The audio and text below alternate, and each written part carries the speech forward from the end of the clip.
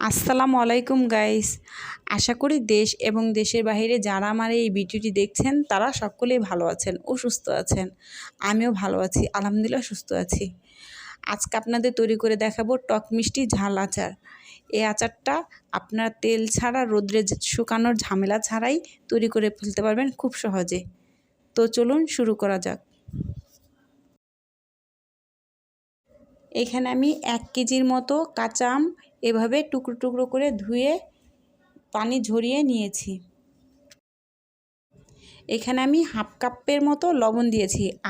এই পর্যায়ে আমটাকে লবণের পরিমাণ বেশি দিতে হবে। এখন আমটাকে লবণের সাথে ভালোভাবে মাখিয়ে নিব।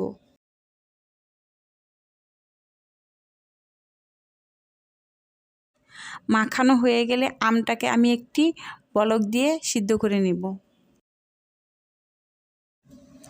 এখন আমি আমটাকে সিদ্ধ করে ঝরিয়ে নিয়েছি।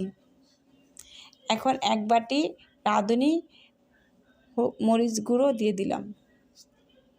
এখন আমি 1 বাটি রসুন বাটা দিয়ে দিলাম।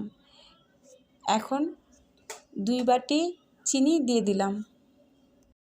এই পর্যায়ে আমটাকে একেবারেই ভেজা রাখা যাবে না। আমটার গায়ে মশলাটাকে ভালোভাবে মাখিয়ে নিব। আর আচারটা যেহেতু আমরা রোদ্রেও শুকা দিইনি, চুলায়ও জাল করিনি, এতে কোনো রকমই পানি থাকা যাবে না।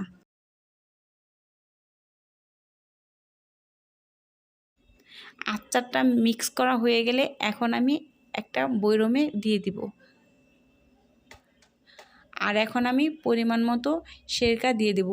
সিরকাটা দিব এই জন্য আচারটা ভালো থাকবে, আচারটা নরম সফট থাকবে। আজকের এই রেসিপিটি আপনাদের কাছে যদি ভালো লেগে থাকে like, comment, share and subscribe করবেন। আর এই আচারটাকে আপনারা নর্মাল ফ্রিজে মাসখানেকের মতো সংরক্ষণ করে রাখতে পারবেন। ভালো থাকবেন, সুস্থ থাকবেন আর আমার পরিবারের জন্য দোয়া করবেন।